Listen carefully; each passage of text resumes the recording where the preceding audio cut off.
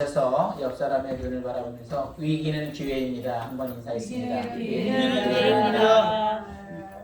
네, 일주일도 또 잘 지내셨죠? 요즘 목회 생활을 하면서 한 영혼이 결코 쉽지 않구나라는 생각을 하게 됩니다. 그래서 이 이민 생활 가운데 어떻게 목회를 성공적으로 이끌어갈 수 있을까? 지금 성공이라는 단어를 하기는 했지만 정말 주님의 뜻에 포함도 되겠죠.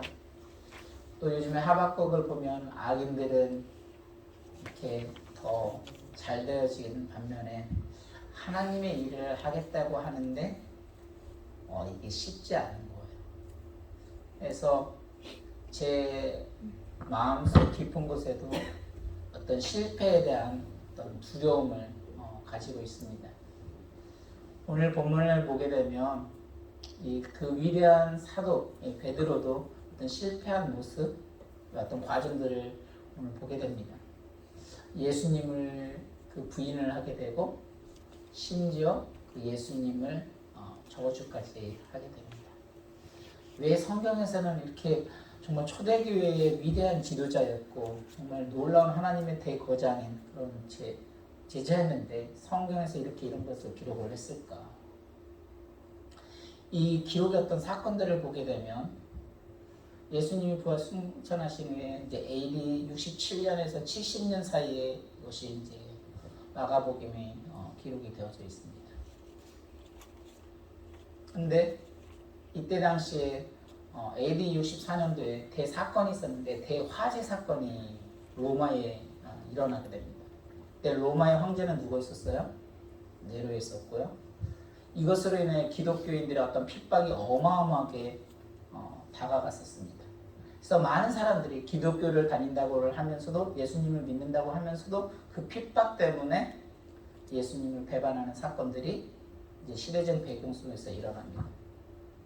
내가 예수님을 이제 배반해서 육신적으로 좀 편안해서 이게 안도의 숨을 쉬는 것이 아니라 내가 예수님을 배반했다는 그 마음 때문에 그 영혼이 너무 힘들고 괴로워하는 그런 과정 가운데 있습니다.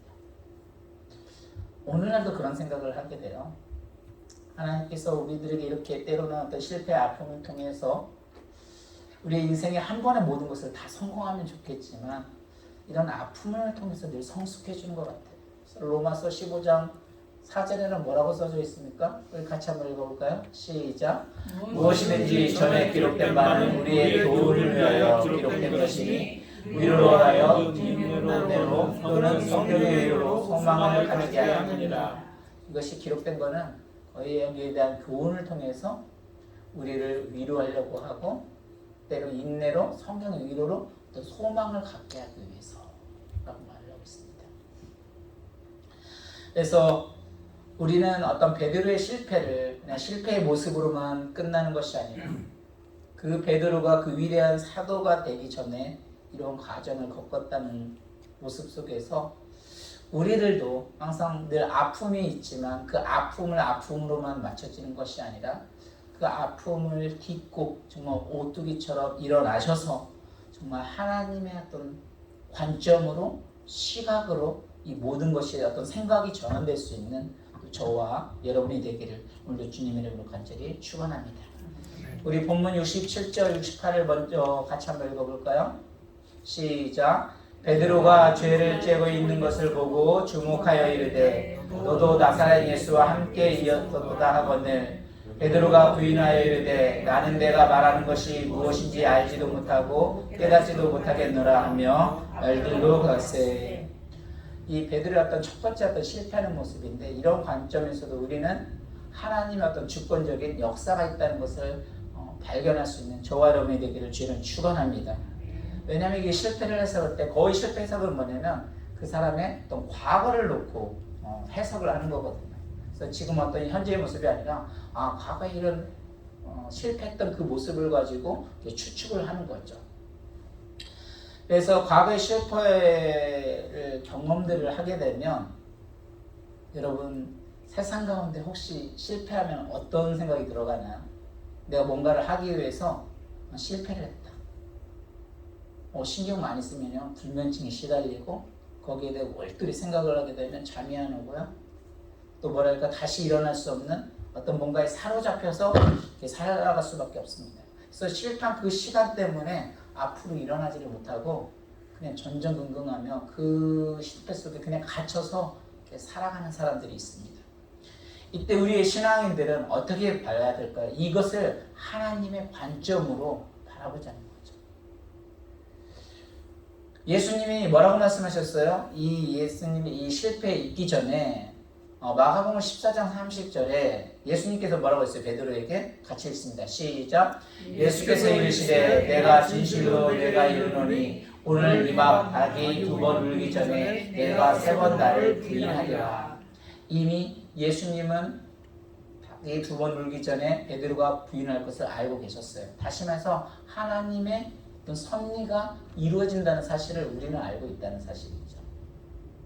그래서 우리의 과거의 모든 일은 사실 뭐예요? 하나님의 관점으로 바라보자는 거죠. 예를 들면 여기서 하나님의 관점을 바라보는데 우리가 잊지 말아야 할 것이 2가지를 잊지 말아야 돼요. 첫 번째로는 뭐냐면 아까 말한 하나님의 그 모든 섭리 속에서 주권적인 속에서 이루어진다는 그 사실이고, 또 하나는 뭐예요? 하나님의 어떤 사랑을 발견했으면 좋겠습니다.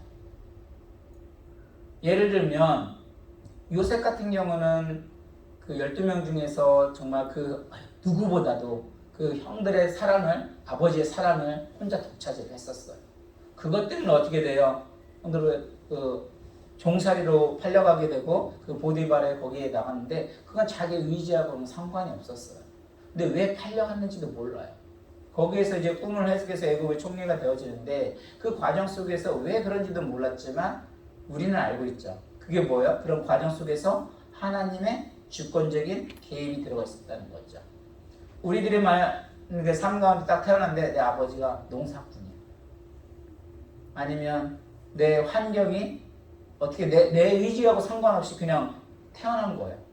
그런 것들은 뭐라는 거예요? 하나님의 주권으로 바라보자는 거죠.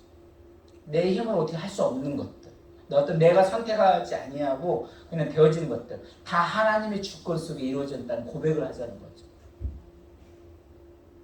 그 다음에 뭐라고 하고 있어요? 하나님께서 로마서 8장 28절을 같이 읽습니다. 시작. 우리가 알거니와 하나님을 사랑하는 자, 곧 그의 뜻대로 부르심을 입은 자들에게는 모든 것이 합력하여 선을 이루니라. 하나님께서 뭐예요? 그 가운데 모든 것을 선을 이루어서 협력하여서 선을 이룬다. 다시 말해서 이런 그 베드로의 그 연약함 고백을 통해서 하나님의 주권적인 섭리 속에서 뭐예요? 하나님의 일들을 이루어가는 그 하나님의 주권을 보자는 거죠. 하나님의 성품을 보자는 거죠. 그래서 우리의 실패를 그대로 방치하신 하나님은 우리의 실패를 원하는 게 아니에요. 그냥 그대로 주저앉기를 원하시는 게 아니에요. 아까도 말씀드린 달라스 우리 교회가 또 이미 목회하는 가운데 있어서 한 영혼이 너무 쉽지 않은 거예요. 하나님, 달라스 우리 교회에 하나님께서 불러주셔서 이 일들을 감당을 해야 하는데 어떻게 하면 좋겠습니까? 라고 해서 정말 또 기도하는 가운데, 정말 조심하는 가운데 또 태권도 미션 스쿨이라는 것을 또 준비하게 됩니다. 그런데 장소에 대한 두려움도 있어요. 연락을 해도 연락이 한 명도 안 와요. 그럼에도 불구하고 우리는 여기에서 그것을 실패로 끝나는 것이 아니라 뭐예요? 하나님의 주권 속에 고백을 하고 하나님께서 뭐예요? 협력해서 선을 이루시는 하나님을 발견하고 나아가자는 겁니다. 그래서 우리 하나님은 우리 인생 실패로 끝나는 것을 원하지 않으십니다. 실패를 딛고 일어나기를 원합니다. 과거의 내 실패에 대해서 더 이상 괴로워하지 마시고 또 실패를 딛고 일어날 수 있는 저와 여러분이 되기를 주님의 이름으로 축원합니다. 계속해서 봅니다. 70절 71절입니다. 시작. 또 부인하더라. 조금 후에 곁에 서 있는 사람들이 다시 베드로에게 말하되 너도 갈릴리 사람이니 참으로 그 유다인이라. 그러나 베드로가 저주하며 맹세하되 나는 너희가 말하는 이 사람을 알지 못하노라 하니. 다시 말해서 이런 과정 속에서도 뭐냐면 하나님의 주권 속에 있다면 하나님의 뭐요? 다루심의 과정으로 보자는 거죠. 그래서 예수님은 베드로가 부인할 것을 알고 계셨어요. 그것도 저주하며 맹세까지 할 것을 알고 계셨던 겁니다. 우리 생각은 어때요? 야, 12명이 제자 가운데 좀 완벽한 사람 하나 좀 있었으면 좋았을 텐데 그런 사람이 하나도 없었어요. 만약에 이런 베드로도 실패하지 아니하고 정말 위대한 사도로 성장을 바로 했다면 어떻게 됐을까요? 아마 어떤 겸손한 그런 모습보다는 나도 예수님처럼 똑같은 그런 자리에 올라가려고 했을지도 모르겠어요. 우리의 인생은 너무 짧아서 실패를 경험하기에 한 번 실패하면 넘어질 수밖에 없다고 하지만 우리 그리스도인들은 또 하나님은 항상 그런 실패 가운데 그냥 그렇게 넘어지는 걸 원하신 적이 한 번도 없었어요. 오히려 내가 낙심하고 넘어져서 포기할 때가 있었던 거지 하나님은 그런 걸 원하셨던 것이 아니셨습니다. 죽을지언정 주님을 부인하지 않겠다고 호언장담했었지만 자신 한마디에도 자신을 지킬 수 없는 연약한 존재임을 깨닫게 된 거예요. 내 사역을 하면서 그래도 기본적인 어떤 믿음이 있다고 생각을 했는데 때로는 그 믿음조차가 너무도 환경 속에 아니면 우리의 삶 가운데 너무도 연약할 수밖에 없는 그런 존재임을 더 깨닫게 되니까 오히려 주님의 은혜가 더 다가온다는 말이 느껴질지 모르겠어요. 하나님은 때때로 우리의 실패를 통해서 우리를 다뤄주십니다. 늘 고통은 축복의 통로가 아니라 고통은 축복의 통로라고 하는 이유는 그 고통 때문에 그 통으로만 그냥 끝나게 해버렸다면 그건 축복의 통로가 될 수가 없죠. 근데 그 고통 때문에 그것으로 인해서 하나님을 바라볼 수 있다면 그것이 전화위복이 되어서 축복의 통로가 되어지는 것처럼 호랑이에 물려가도 정신만 차리면 다시 산다고 말하는 것처럼 우리의 모습, 어떤 과거의 얽매에서 넘어지는 것이 아니라 오히려 그 가운데 하나님을 더 붙들고 더 찾을 수 있고 더 매달릴 수 있다면 그것이 하나님이 주시는 힘으로 하는 것이 아니겠는가. 그래서 모든 계획들은 살아날지라도 하나님은 항상 뭐예요? 철저하게 너가 하는 것이 아니라는 것을 깨닫게 해주시는 것 같아요. 그래서 우리는 실패의 어떤 고통을 통해서 더 성숙해 나가는 겁니다. 우리는 실패를 통해서 우리가 얼마나 연약한 존재인지 깨닫고 되고 더욱더 하나님을 의지하게 되는 겁니다. 그래서 물질적으로 헌금할 때도 보면 정말 돈이 많아서 하시는 분들이 헌금하는 것이 아니라 정말 헌금하시는 거 보면 다들 뭐라고 하냐면 하나님이 하게 하셨다고 하는 거예요. 그래서 정말 이 교회들의 작은 교회들할지라도 이것은 정말 하나님이 이끌어 주시는구나. 그래서 저와 여러분들은 우리 교회가 또 작다고 해서 어떤 아파한다고 해서 그것 때문에 힘들어하는 것이 아니라 오히려 위기는 기회가 되는 것처럼 늘 오뚜기처럼 일어나야 하는 것처럼 때로는 외톨이가 된다 할지라도 하나님을 바라봄을 통하여서 더욱더 의지함으로 다시 한번 일어나고 앞으로 전진할 수 있는 저와 여러분이 되기를 주의 이름으로 축원합니다. 마지막입니다. 실패를 통해서 우리는 십자가의 관점을 통해서 볼 수 있어야 돼요. 72절 같이 한번 읽습니다. 시작. 닭이 곧 두 번째 울더라. 이에 베드로가 예수께서 자기에게 하신 말씀 곧 닭이 두 번 울기 전에 내가 세 번 나를 부인하리라 하심이 기억되어 그 일을 생각하고 울었더라. 지금 그 거장에 베드로가 뭐라고요? 울었다는 거예요. 왜 울었을까요? 그 예수님이 너가 나를 부인하고 울더라. 처음에 너희는 나를 누구라고 생각하느냐? 그랬을 때 베드로가 뭐라고 했어요? 주는 그리스도요 살아계신 하나님의 아들입니다. 그렇게 말하고 나서 그 예수님이 그 얘기를 하고 난 후에 어떤 일이 있었어요? 십자가에 돌아가셔야 하는 그런 사건입니다. 그런데 예수님이 그 십자가 돌아간다는 그건 안 된다는 거예요. 다 막은 거죠. 그러니까 사단아 물러가라 하면서 그때 그 십자가의 의미를 베드로는 깨닫지 못했었어요. 그런데 닭이 울면서 예수님이 하신 말씀이 이제 생각이 난 거예요. 그러면서 십자가를 다시 한번 되돌아보게 된 거죠. 그래서 그 베드로를 누가 뭐라고 할 수 사실 저는 그 가운데 그렇게 나선 베드로도 대단하고 호언장담한다. 우리가 믿으면서 나는 흔들리지 않을까. 우리도 때로는 그럴 수도 있겠지만 그게 결코 장담할 수 있는 부분들이 아니에요. 그래서 우리 믿음이 정말 대단한 것 같지만 십자가를 져야 할 순간이 오게 되면 우리의 믿음이 없음을, 또 우리의 믿음이 연약함을 고백할 수밖에 없습니다. 예수님의 십자가는 지기는 싫고 그렇다고 예수님을 떠날 수는 없는데 그걸 감당하기에는 너무 버거운데, 그럼에도 불구하고 아까 말대로 내 자신의 연약함, 그런 것들을 주님 앞에 내려놓을 때 주님께서 그때부터 약할 때 강함 대신해서 사용하신다는 것처럼 그때부터 주님을 고백하고 일을 할 수 있는 것 같습니다. 그래서 과거에 어떤 죄로 말미암아 있었다 할지라도 우리가 주님의 십자가로 나오게 되면 주님이 용서해 주시고 그때부터 주님이 은혜를 베풀어 주십니다. 죄가 더 깊은 곳에 은혜가 있다는 것처럼 나는 안 넘어질 것 같은데 늘 넘어질 수밖에 없는 연약한 존재임을 인정을 하고 하나님 앞에 나아갈 때 그때부터 하나님이 사용하십니다. 그래서 인간은 실패를 통해서 뼈저리게 하나님의 은혜를 또 십자가를 느끼게 됩니다.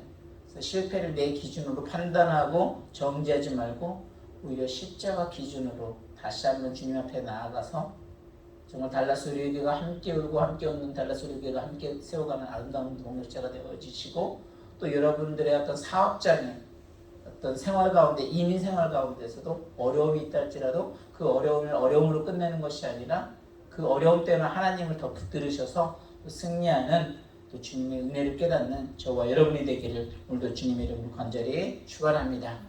우리 이 시간 기도하겠습니다. 기도할 때 하나님, 우리가 실수 한 번 안 하고 인생을 살아가면 얼마나 좋겠습니까? 우리는 실패하면 보통 패배자라고 생각을 합니다. 아니, 오히려 실패했다고 해서 그러나 패배자가 아님을 기억하시기 바랍니다. 어쩌면 하늘나라 주님 나라 뵐 때까지 더 많은 실패를 경험하게 될 것입니다. 이 세상에서 많은 실패를 했어도 주님 앞에 섰을 때 그 실패를 딛고 주님을 뵐 수 있다면 오히려 그것이 성공한 것입니다. 세상의 실패에, 아니면 어떤 나의 삶 가운데 실패에 절대로 절망하지 마시기 바랍니다. 그러기 위해서 실패의 몇 가지 교훈을 배웁니다. 실패 역시 하나님의 주권 아래 있다는 사실을 기억하시기 바랍니다. 우리의 실패는 우리가 완전하지 못한 연약한 존재임을 깨닫게 하시는 하나님의 방편입니다. 우리의 실패는 십자가 은혜를 깨닫게 하시려는 하나님의 큰 그림입니다. 하나님, 오늘도 우리의 어떤 아픔들을 통해서, 어려움들을 통하여서 또 세상을 바라보면서도 정말 하나님을 더욱더 바라볼 수 있게 하여 주시고, 우리의 또 실패 속에서 완전하신 하나님을 더욱더 의지할 수 있게 하여 주시고, 정말 함께 울고 함께 웃는 달라스 우리교회의 정말 아름다운 동역자로서 하나님의 나라를 확장시키는 일에 언제나 쓰임받게 하여 주시옵소서. 이 시간 주여 한번 해주시고 통성으로 기도합니다. 주여!